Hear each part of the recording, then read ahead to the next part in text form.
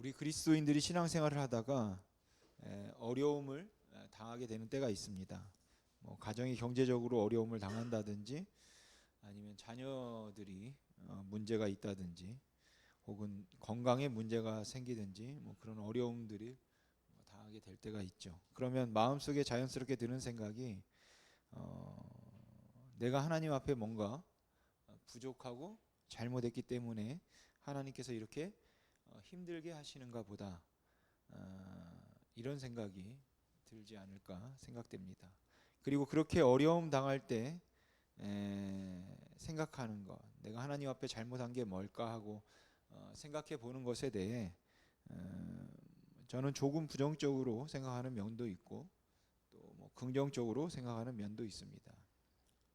그래서 좀 부정적인 면으로 볼 수 있는 것은 마치 나의 어떤 구체적인 죄 때문에 모든 고난이 임하는 것이라고 생각한다면 그것은 틀림없이 잘못된 생각일 겁니다. 하지만 우리가 우리의 삶 전체를 결국은 영적인 것이라고 생각을 해서 내가 세상을 의지하지 않고 하나님을 의지해야 하는데, 세상을 의지하고 있거나 아니면 내가 하나님을 떠나서 너무 하나님과 상관없이 혹시 살고 있지 않았을까 하는 것을 돌아보아서 그 환난과 고난을 통하여서 하나님이 내 주인이 되시고 하나님이 내 인생을 지키시는 분이심을 다시 한번 느낄 수 있어서 그 하나님께 돌아갈 수 있다면 그거는 이제 굉장히 귀한 일이라고 생각합니다. 바꿔 말씀드리면, 우리가 고난 가운데 있을 때 우리는 그 고난을 단순히 피하기 위해서 하나님을 찾는 것이 아니라 우리가 고난을 당할 때 고난을 통하여서 다시 한번 우리의 삶을 돌아보아서 우리가 하나님 앞에 제대로 서 있는지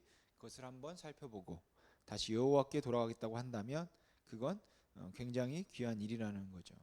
하지만 많은 경우에 전자로 생각하는 경우들이, 부정적인 면으로 생각하는 경우들도 종종 있는 것 같습니다. 또 하나, 우리가 우리의 죄를 회개하고자 하고 말할 때, 즉 우리가 여호와께 돌아가자, 내가 지금까지 세상에 있는 것들을 너무 의지하거나 아니면은 내가 그동안에 하나님이 아닌 것들을, 아닌 다른 것들을 너무 좋아하고 그것을 더 추구하며 살았습니다. 내가 오직 여호와 하나님만 의지하고 다른 것은 아무것도 의지하지 않기를 원합니다. 그래서 주님께 돌아옵니다 라고 말할 때 그 말이 무슨 뜻일까? 이것도 한번 생각해 보면 좋을 것 같습니다. 여러분, 내가 다른 어떤 것도 의지하지 아니하고 여호와 하나님만 의지한다는 말의 의미가 이제는 이 세상에 있는 것들은 아무것도 의지하지 않겠다는 말입니까? 그러니까 그런 것들은 다 필요 없다, 이런 말입니까? 여러분, 돈이 필요 없습니까? 아니면 좋은 직장이 필요 없습니까? 여러분들의 가정에 실제적인 문제들이 있을 때 그것이 뭐 심리적인 거든 뭐 사회적인 거든 물질적인 거든 그런 실제적인 문제가 있을 때 우리는 종종 그 문제들을 통하여 하나님과의 관계, 즉 하나님 되심을 인정하는 것은 문제가 없지만 마치 그 문제를 풀고 해결하는 방법이 다시 하나님께 돌아오는 것이라고 이야기를 하는데, 그 하나님께 돌아오는 것이 그 세상적인 것이라고 불리는 것들을 전혀 의지하지 않는 것이라고 한다면 도대체 그 말의 의미는 무엇일까요? 어떤 의미일까요? 우리가 오직 여호와 하나님만 의지합니다. 내가 비록 지금 가난하지만 내가 돈이나 직업을 찾지 않을 것이고 여호와 하나님만 찾을 겁니다. 나는 이 세상의 군인들과 마병에 의지하지 아니하고 오직 여호와 하나님만 의지할 겁니다 라고 말하면 그 말의 의미가 도대체 무엇이냐는 겁니다. 그러니까 여러분, 예수 믿는 사람들은 하나님만 바라봐야 되기 때문에 보험을 가지면 안 됩니까? 연금을 모아두면 안 되나요? 그거는 인간적인 방법이고 또 인간적으로 살아가는 것이냐라는 것이죠. 그러니까 하나님께 맡겨야 하는데 그렇게 저축을 해 놓는다든지 미래를 준비한다든지 하는 이런 것들은 세상을 의지하는 것이다, 이렇게 불러야 하냐라는 것이죠. 여러분, 미국에서 종교인의 경우 나는 하나님만을 의지한다는 고백으로 세금을 안 낼 수 있다고 합니다. 그래서 한 번 그렇게 세금을 안 낸다고 선택하면 평생 세금을 안 내고 대신에 어떤 사회적 혜택도 받을 수 없다고 해요. 그러니까 건강보험이나 뭐 연금 그런 거 나중에 다 못 받는 겁니다. 그럼 세금을 그냥 내야 합니까? 아니면 목사는 하나님만 의지해야 하니까 그 고백으로 어떤 혜택을 못 받더라도 세금을 안 내야 하나요? 하나님을 의지한다는 말의 의미가 이런 겁니까? 전적으로 하나님을 의지하면 다른 어떤 것들을 의지하면 안 되냐라는 겁니다. 저는 이 딜레마가 그 당시 이스라엘 백성들에게 있었다고 생각합니다. 여러분, 이스라엘 백성들의 경우에 있어서 하나님께서 그들을 광야를 지나서 가나안 땅으로 인도하셨습니다.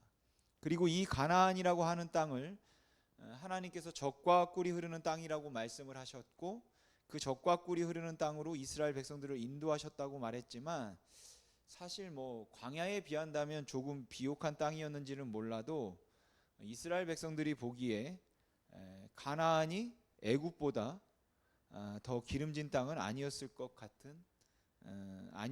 같다는 생각이 듭니다. 그러니까 그 땅이 젖과 꿀이 흐르는 땅이었던 것은 그 땅 자체가 뭐 아주 비옥해서 좋은 땅이었고 정말 조건과 환경이 좋아서 그런 것이 아니라 여호와께서 함께 하셔서 그들의 필요를 채워주시기 때문에 사실은 그로 인해 그곳이 젖과 꿀이 흐르는 땅이었다. 저는 이렇게 생각합니다. 왜냐하면 저는 그 땅이 얼마나 뭐 안 가봤으니까 좋은지는 잘 모르겠지만 지리적으로 볼 때 또 지형적으로 볼 때 우리나라 같지는 않습니다. 이 가나안이라고 하는 그 팔레스타인 지방이라고 하는 곳은 정말 힘든 곳이기 때문이에요. 뭐 땅도 척박할 뿐만 아니라 그곳은 외세의 침략으로부터 또 한 번도 제대로 쉬어본 적이 없는 그런 땅이기 때문에 그렇습니다. 지도를 준비를 못했는데 그 지도가 제대로 나와 있는 게 별로 없더라고요. 그래서 근데 이스라엘, 여러분들이 뭐 이스라엘 나라가 있으면 지중해가 딱 붙어 있는데 그 이스라엘 나라 남쪽으로 이스라엘이 이렇게 있으면은 남쪽으로는 이집트가 있죠. 애굽이 있었고 그 다음에 남동쪽으로는, 그러니까 이쪽 광야 쪽으로는 모압과 에돔이 있었습니다. 그리고 지중해 해안가 쪽으로는 블레셋, 위로 올라가면은 페니키아가 있었고 그 북쪽에는 수리아가 있었죠. 아람이 있었습니다. 아람. 그 다음에 이제 북쪽에서 광야 쪽으로 조금만 나가면 아수르가 있었고 그리고 바벨론이 있었습니다. 그래서 이스라엘 백성들은 완전히 강대국에 들러싸여 있는 그런 형국이거든요. 그래서 이스라엘 백성들은 그 가나안 땅에 자리를 잡고 난 다음에 한 번도 그 힘을 키워서 뭐 아수르와 싸운다든지 아람과 싸운다든지 바벨론과 싸운다든지 애국과 싸운다든지 그럴 만한 여력이 그들에게는 없었어요. 그들은 항상 침략을 받았습니다. 근데 그렇게 그들이 침략을 받을 때 보면 뭐 에레미야 때도 마찬가지였고 그 이전에도 마찬가지지만 예를 들어 북쪽에 위치한 아수르가 이제 강대해지면 이 아수르와 남쪽에 있는 또 강대국 이집트, 애굽 사이에 긴장이 생기게 됩니다. 아니면 북쪽으로 위치한 바벨론이 새로 강대해지게 되면 이 바벨론하고 이제 또 남쪽에 있는 애굽 사이에 긴장이 생기게 되는 것이죠. 그런데 북쪽과 남쪽 그 중간에 딱 끼인 나라가 이 가나안 땅 이스라엘인 겁니다. 그러니까 북쪽에 있는 나라들이 남쪽을 공격하고자 할 때도 거쳐야 하는 곳이 이 가나안이고, 남쪽에 있는 강대국이 북쪽에 있는 강대국과 싸움을 하기 위해 거쳐갈 때도 거쳐야 하는 곳이 바로 이 팔레스타인 지방 가나안 땅입니다. 그렇게 보면 이 가나안 땅은 그런 외교적으로 생각해 볼 때 정말 두려운 땅인 거죠. 그런데 이 강대국이었던 애굽이 아수리를 치려고 할 때 아니면 바벨론을 치려고 할 때 제일 먼저 그 이스라엘의 왕들에게 와서 묻는 거죠. 우리가 지금 아수르를 치려고 하는데 너희들이 우리를 좀 도와줘야 되겠다. 이렇게 묻는 겁니다. 아니면 북쪽에서 아수르나 바벨론이 남쪽에 있는 애굽을 치려고 할 때 너희는 어느 편에 설 거냐? 너희들이 나와 함께 싸울 것이냐, 아니면 나를 대적하여서 너희가 애굽 편에 설 것이냐, 이렇게 묻는 거죠. 그러니까 이런 상황에서 항상 곤란한 지경에 처하는 경우가 많았다는 겁니다. 그래서 이스라엘 백성들은 늘 전쟁 가운데 있었고, 그 위기의 상황에서 외교적으로 이럴 때는 우리가 아람에 의존해야 할지, 아니면 아수르에 의존해야 할지, 그렇지 않으면 애굽에 의존해야 할지, 정말로 혼동되고 헷갈리는 그러한 상황이 많았다는 것이죠. 근데 그런 상황에서 주님께서 수시로 그들에게 말씀하셨던 것은, 너는 애굽도 의지하지 말고 아수르도 의지하지 말고 나만 의지하라 라는 것이었습니다. 그럼 그 말씀을 계속해서 이스라엘은 듣고 있었는데, 주님만 의지하라고 하는 이 말의 의미가 그야말로 완전히 세계로부터 외교적으로 고립된 나라를 만들려고 하는 그런 의미였을까 하는 이 부분을 오늘 여러분과 함께 좀 생각해 보고 싶습니다. 왜냐하면 이런 위기의 상황에서 오늘 살펴볼 미가서가 기록되었기 때문에 그렇습니다. 여러분, 미가가 사역했던 것은 유대 11대 왕인 요담에서부터 13대 왕인 히스기야까지 약 55년 기간 동안에 사역을 했던 것 같습니다. 그리고 비슷한 시대에 사역한 선지자가 이사야 선지자였을 거다, 이렇게 짐작을 합니다. 그러니까 이사야는 그 왕궁에서 사역하던 선지자였다면, 미가는 시고 출신으로 아마도 지방 변방에서 55년 내내 왕성하게 사역을 했다고 보기는 어려울 것 같고, 군데군데 중간중간 사역하던 선지자였던 것 같습니다. 근데 이 유다의 요담 왕 때에 아람 왕이었던 르신과 당시 이스라엘의 왕이었던 베가가 연합을 했습니다. 북이스라엘 왕이었던. 그리고 신흥 국가인 아수르를 치겠다고 해요. 그렇게 연합해서 아수르를 치려고 할 때 이제 유다 왕이었던 요담에게 이제 제안을 하는 겁니다. 당신도 우리 편에 서서 우리 같이 아수르를 치자. 근데 요담이 거절을 했습니다. 그래서 결국 르신과 베가가 이 유다를 먼저 공격하게 됩니다. 그리고 그 일이 계속 이어져서 그 요담의 아들이었던 아하스 왕, 그 히스기야의 아버지죠. 이 아하스가 왕이 되었는데, 아하스는 아주 대놓고 하나님을 의지한다든지 이런 건 상관이 없고, 그가 생각하기에는 지금 이 나라를 살릴 수 있는 유일한 길이 있다면 그건 바로 아수르다. 아수르의 디글랏 빌레셋이라고 하는 그 왕을 붙드는 겁니다. 그래서 신흥 국가인 아수르에 의존하는 것이 아람 왕 르신을 의지하는 것보다 훨씬 낫겠다는 아주 현명한 판단을 아하스 왕은 하게 됩니다. 그래서 아하스는 아수르에게 조공을 바치고, 우리가 당신의 영원한 그 부하가 될 테니까 우리를 지켜달라, 이렇게 얘기를 하죠. 그리고 이 아수르 왕 디글랏 빌레셋이 군대를 몰고 들어와서 아하스를 괴롭히고 있던 그 르신과 베가를 물리칩니다. 그러나 이 일이 결국은 이스라엘이 망하게 되는, 그 아수르에 망하게 되는 계기를 제공하게 되죠. 근데 이 아하스는 아수르에 갔다가 그 아수르에서 제사하는 모습을 보게 되는데, 그 강대국에서 얼마나 화려하게 제사를 드렸는지, 또 그 제단이 얼마나 화려했는지, 그 제단의 구조, 문양, 그리고 그 제단에서 예배하는 형식들, 제사장들이 갖춘 예복 등 그 다양한 것들을 보고 그 문화에 이 아하스가 완전히 뿅 갑니다. 그래서 그 모든 것들을 그 아하스가 전부 다 유다로 받아들여요. 그렇게 유다 땅이 이제는 아수르의 속국이 되어서 아수르의 문화를 그대로 받아들이고, 아수르가 예배하는 대로 그대로 예배를 하고, 아수르가 제사하는 대로 그대로 제사를 하는 모습을 갖추게 됩니다. 근데 아하스가 죽고 난 다음에 히스기야가 왕이 되었는데, 히스기야는 왕이 되고 난 다음에 자기 아버지가 하던 대로 할 수가 없었습니다. 그러니까 히스기야가 초기에 우리가 지금 이렇게 아수르에 의존해서 살아야 되겠는가, 그게 정말 우리의 살 길일까? 라고 생각하면서 그는 여호와께 돌아가기를 원하죠.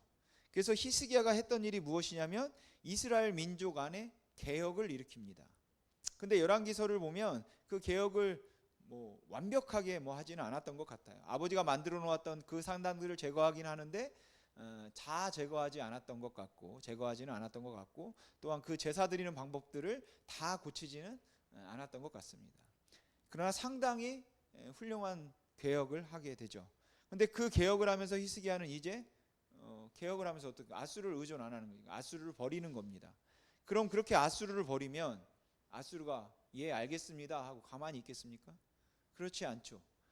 그 일에 분노해서 사네립이 왕이 되자 그가 군대를 이끌고 와서 히스기야를 죽이려고 쳐들어옵니다. 그리고 이때 히스기야는 아수르에게 납작 엎드려 버려요. 조공을 바칩니다.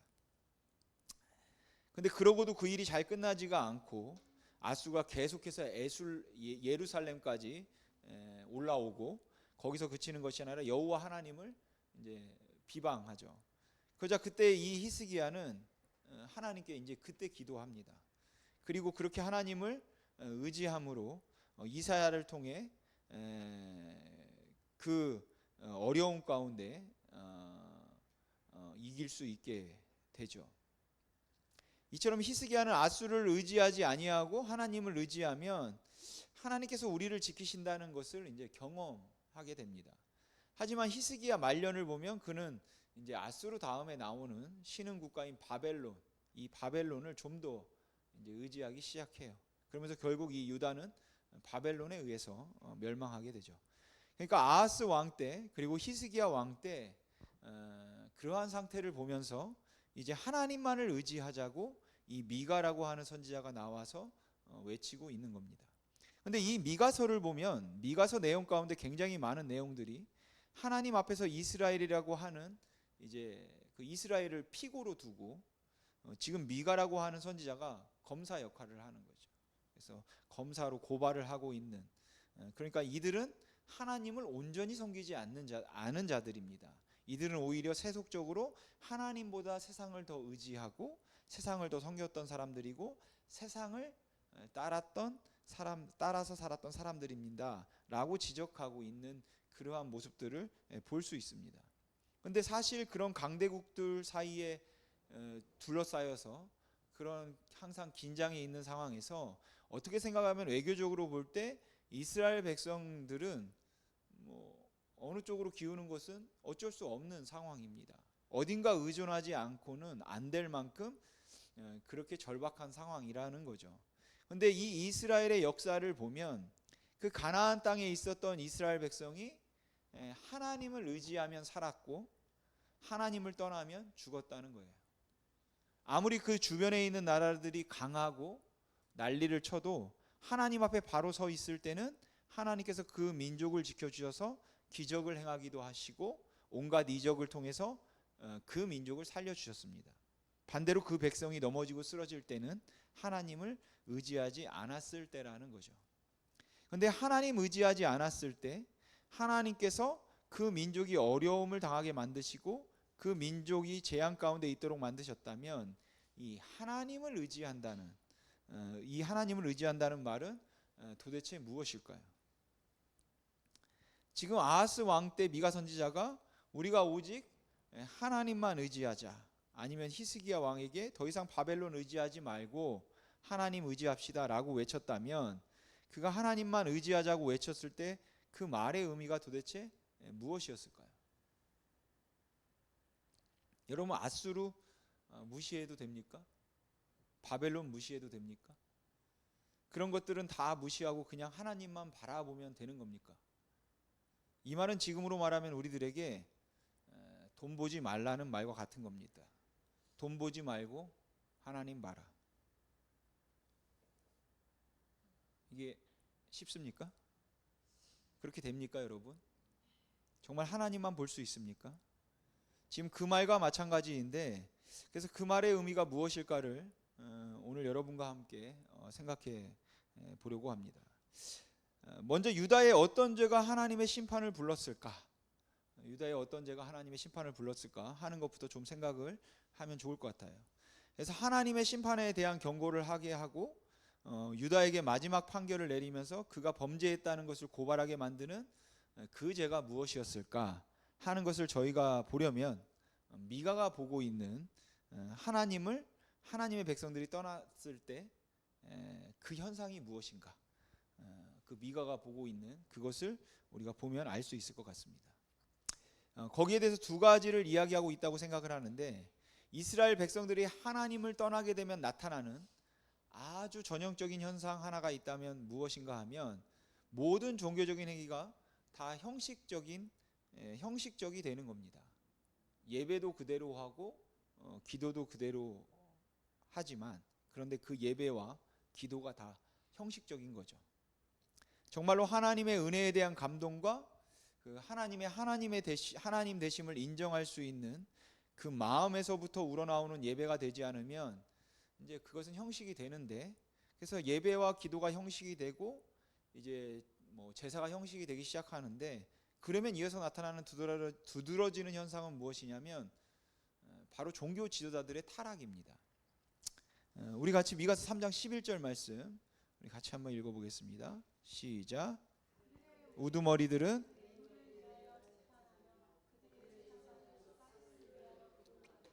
그들의 선지자는 돈을 위하여 점을 치면서도 여호와를 의뢰하여 이르기를 여호와께서 우리 중에 계시지 아니하냐, 재앙이 우리에게 임하지 아니하리라 하는도다. 아멘. 여기에 그들의 우두머리들은 아마도 뭐 왕을 이야기할지도 모릅니다. 지도자들을 이야기하는 거겠죠. 그들의 제사장과 선지자와 우두머리들이 다 똑같이 타락했는데, 그들이 다 타락해서 하는 일이 무엇인가 하면 결국은 다 돈을 위해서 한다는 겁니다. 제사장이 교훈을 하는 것도 돈을 위해서 하고, 제사를 드릴 때도 돈을 위해서 하고, 선지자들이 점을 치거나 아니면 그들을 위로하고 격려할 때도 돈을 위해서 한다는 거예요. 그러면서 말하기를 여호와께서 우리 중에 계시니 아무 일도 없을 겁니다 라고 그들을 축복하고 격려하고 위로하고, 모든 종교적인 행위들을 그대로 하고 있기는 한데, 그들이 하고 있는 이유가 무엇인가, 그들이 궁극적으로 무엇을 위해서 하느냐라고 물으면 돈을 위해서 한다는 겁니다. 여러분, 목사가 돈이 필요합니까? 감사합니다. 살려면 돈이 있어야 되겠죠. 사례를 받아야 됩니다. 저도 살아가려면 돈이 필요합니다. 그런데 목사는 하나님 의지하고 살아가는 거니까, 하나님 앞에 아침마다 기도하고 저녁에 기도하면 집 밖에 나가보면 먹을 게 놓여 있어서 있으면 그날 먹고, 하나님께서 그날 안 주시면 금식해야지. 여러분, 저에게 이렇게 살라고 하실 수 있습니까? 이렇게 살라고 하지는 않으실 것 같아요. 그러니까 목사도 돈이 필요하지라는 말에 아마도 여기 계신 분 중에 동의하지 않는 분은 안 계실 거라고 생각합니다. 하지만 목사가 돈을 위해서 목회하면 어떻습니까? 목사가 돈을 위해서 목회한다면 그건 사꾼이겠죠. 그러니까 돈이 필요한가 아닌가 하는 것의 문제를 떠나서 결국은 내가 무엇을 위해서 사는가 하는 것인데, 이 종교가 타락하게 되면, 하나님을 떠나게 되면 그 떠나면서 나타나는 것이 그 공허한 자리를 자꾸만 다른 것으로 채우려 한다라는 것입니다. 쾌락으로 채우려 하고 돈으로 채우려 하고, 그렇게 돈과 쾌락에 의해서 내가 안도감을 찾으려 해서 돈을 위해서 일하는 게 된다는 거죠. 아마 어떤 분들은 말씀하실지도 모르겠습니다. 그래도 돈을 위해서 목사하는 사람들이 있겠습니까? 저는 그럴 수도 있다고 생각합니다. 물론 살아가다 보면 그게 필요하다는 것을 인정하지 않는 건 아니지만, 무엇 때문에 목회를 하느냐고 물으면 목회하고 있는 이유가 돈 벌려고, 돈을 위해서 하는 거라고 보여지는 그러한 모습들이 있다고 생각합니다. 그리고 이게 바로 타락의 전조라는 거죠. 그것들을 위해서 일하는 것처럼 그렇게 이제 보이기 때문에 그렇죠. 이런 이야기를 들은 적이 있습니다. 이거는 너무 지나치게 극단적인 거니까 그런 일이 정말 있을까 하는 생각이 들 수도 있겠지만, 이처럼 극단적이지는 않지만 비슷한 상황을 저도 경험한 적이 있어서 있을 수도 있겠다는 생각이 들기도 합니다. 어떤 분이 너무 어려운 상황 가운데 그 아들의 중병이 걸려서 너무 힘들어하니까 기도를 받기 위해서 모 유명한 기도원에 갔다고 합니다. 예전에도 기도원에 가면은, 저도 이런 비슷한 상황을 경험한 거, 제가 겪은 건 아니지만 거기 기도원에 가면은 기도 받으려면 꼭 항상 그때 했던 설교가 창세기 설교했던 것 같아요. 별미 가져오라 이런 것들을 했는데, 여기서도 그랬던 것 같아요. 근데 기도원에 가서 목사님은 만나지도 못하고 비서 목사님만 만났다고 해요. 근데 그 비서 목사님이 나와서 말하기를 우리 목사님에게 기도를 받으려면 얼마를 가져와라 이렇게 말하다고 합니다. 그래서 그분이 제가 지금 돈이 없으니까 우선은 기도를 해주시고 낫게 해주시면 돈을 가져오겠다 그렇게 얘기했답니다. 그런데도 돈을 갖고 오지 않으면 기도 안 해준다 이렇게 했다고 합니다.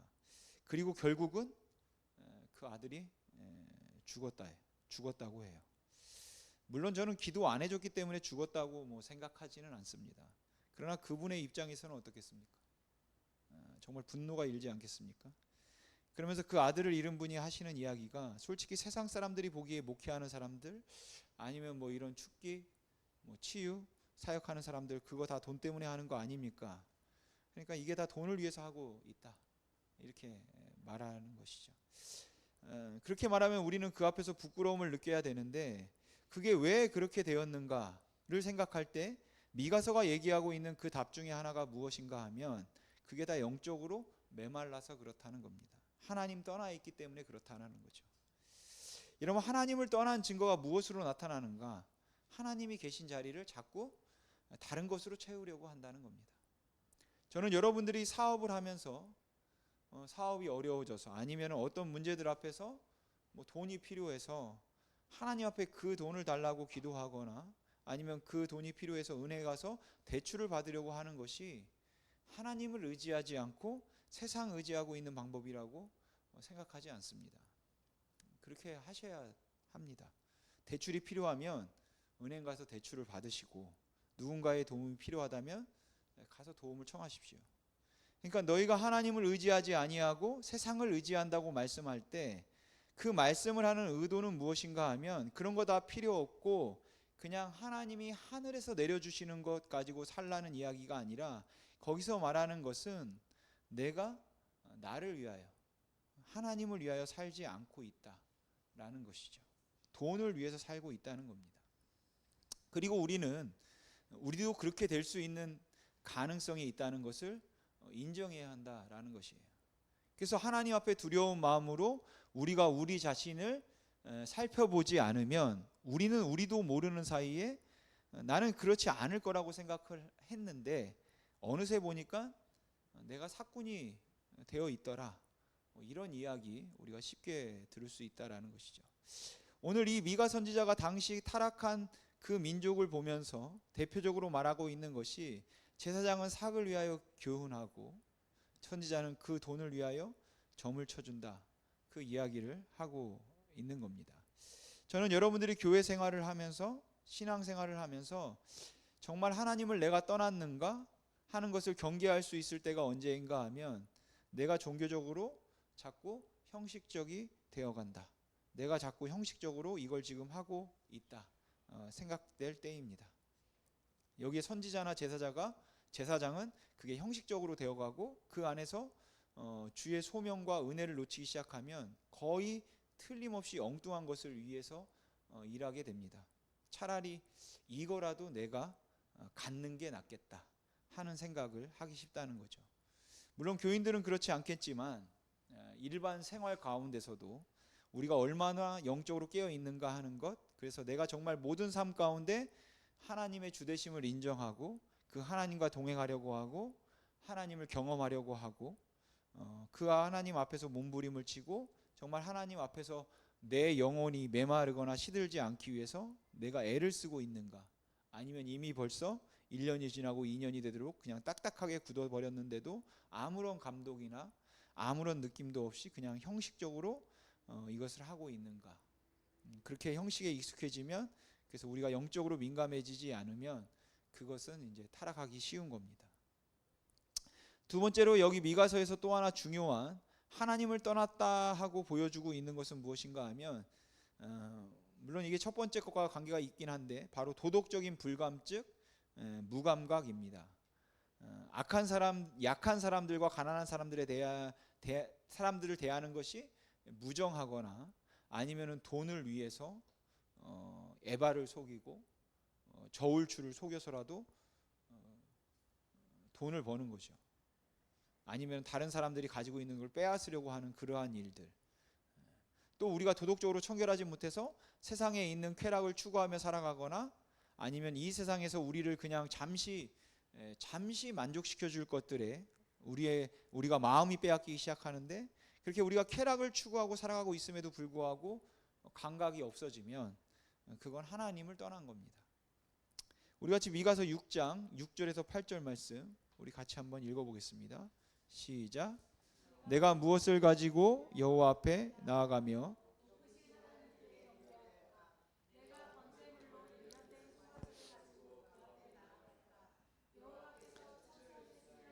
만만의 강물 같은 기름을 기뻐하실까? 내 허물을 위하여 내 맏아들을 내 영혼의 죄로 말미암아 내 몸의 열매를 드릴까? 사람아, 주께서 선한 것이 무엇임을 내게 보이셨나니 여호와께서 내게 구하시는 것은 오직 정의를 행하며 인자를 사랑하며 겸손하게 내 하나님과 함께 행하는 것이 아니냐. 아멘. 수량의 제사를 드릴까? 아니면 만만의 양을 잡아서 그 기름을 하나님 앞에 드리면 기뻐할까?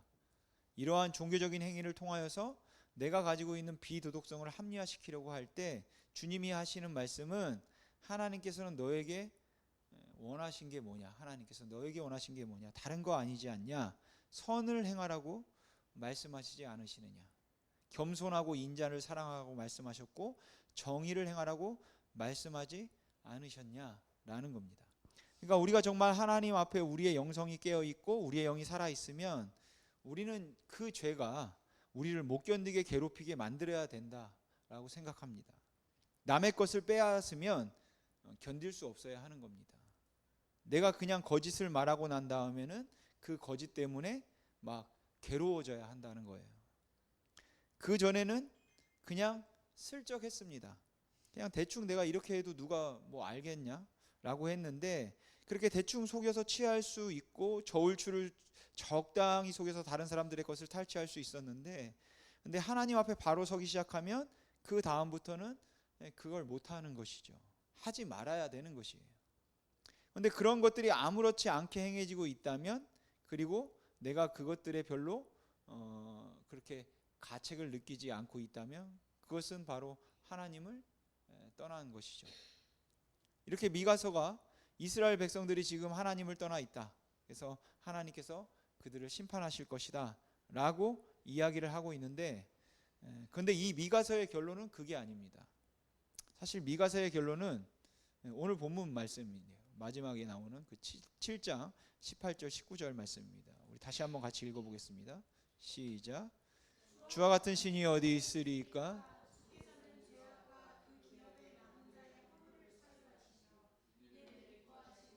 진노를 오래 품지 아니하시나이다. 다시 우리를 불쌍히 여기셔서 우리의 죄악을 발로 밟으시고 우리의 모든 죄를 깊은 바다에 던지시리이다. 아멘. 이것이 주님께서 우리들에게 주신 약속의 말씀이고 그 미가서의 결론인데, 이렇게 허물과 죄로 지금 그렇게 삭막해지고 영적으로 병들어 있는 그 이스라엘과 유다를 경고하시면서 하나님께서는 미가 선지자를 통하여서 그들에게 심판을 경고하시고 회개하고 돌아오라고 하실 뿐만 아니라, 너희가 회개하고 돌아오면 하나님께서 너희를 받으시겠다, 그 말씀을 하시고, 그렇게 하나님이 너희를 받기 위해서 하나님께서 준비한 사람이 있다라는 것을 미가서가 이야기합니다. 우리가 너무도 잘 알고 있는 미가서 5장에 있는 말씀이죠. 그 메시아 출생에 관한 예언, 미가서 5장 2절 말씀 우리 같이 읽어보겠습니다. 시작. 베들레헴 에브라다야, 너는 유다 족속 중에 작을지라도 이스라엘을 다스릴 자가 내게서 내게로 나올 것이라. 그의 근본은 상고의 영원에 있느니라. 아멘. 이 말씀을 보면 이렇게 타락하고 범죄한 이스라엘 백성들을 구원할 수 있는 그 길은 하나님께서 그들을 불쌍히 여겨셔서 이제 메시아를 준비하시고 그의 은혜로 회복시킬 것이라고 말씀하고 계시는 겁니다. 그래서 이걸 결론으로 말씀드리려고 하는데, 여러분, 우리가 결국은 돌아가야 할 곳은, 오늘 이 시간에도 우리가 다시 한번 회복하고 다시 붙들어야 할 것은 결국은 우리를 위하여 십자가의 죽으심으로 내 죄를 용서하신 예수 그리스도의 그 은혜입니다. 우리의 의지가 아니에요. 우리가 이렇게 잘할 것입니다 라고 하는 그러한 의지가 아닙니다. 그래서 주님, 제가 정말로 주님의 은혜가 메마르면, 예수 그리스도의 은혜가 내 안에서 식으면 제가 이렇게 돈을 위하여 살 수도 있겠습니다. 내 안에 예수 그리스도의 은혜가 메마르면 제가 이 세상에서 도덕적으로 무뎌져서 다른 사람들의 아픔에 냉정해질 수도 있겠습니다. 우리를 위하여서 십자가의 죽으심으로 우리를 구원하시고 우리에게 영원한 생명을 허락하신 그 예수 그리스도의 은혜로 제가 하나님의 자녀가 되었사오니 제 안에서 저를 구원하신 그 은혜가 메마르지 않게 해 주시옵소서. 이게 우리가 구해야 할 바라고 생각합니다. 결국 우리의 문제는 그 은혜가 우리 안에서 식어가는 것입니다. 그냥 심령이 컬컬해서 뭐 이런 거 아닙니다. 그러니까 가슴이 뜨거워지고 마음이 뜨거워지는 이런 것들, 그게 여호와께로 돌아가는 것이다. 여러분, 여호와께로 돌아가는 것이 왜 종교적이 되는가를 한번 생각해 보시면, 우리가 여호와께로 돌아가자, 우리가 하나님께로 돌아가자 하면 그냥 눈물을 흘리면서 회개했다고 하고 회개로 인하여서 우리가 느끼게 되는 그런 감정적인 황홀함, 뭐 이런 것을 제가 얘기하고 있는 것이 아니라, 우리가 여호와께로 돌아가는 길은 그런 감정적인 것이 아니라 나를 위해서 죽으신 예수 그리스도의 그 은혜를 다시 생각하는 것입니다. 우리가 왜 이 자리에 있습니까? 우리가 뭘 위해 여러분 살겠습니까? 왜 우리가 또 그렇게 살아야 합니까? 그건 바로 예수 그리스도 때문 아닙니까? 그러니까 우리가 오늘 이 아침에도 예수님이 나의 구주이십니다. 예수님이 나의 모든 것이고 예수님이 바로 나의 생명이고 예수님이 내가 살아야 할 이유입니다. 여러분, 이 고백이 내 안에 살아있으면 안심입니다. 하지만 이 고백에 자신이 없으면 이건 틀림없이 병든 것입니다. 기도하겠습니다.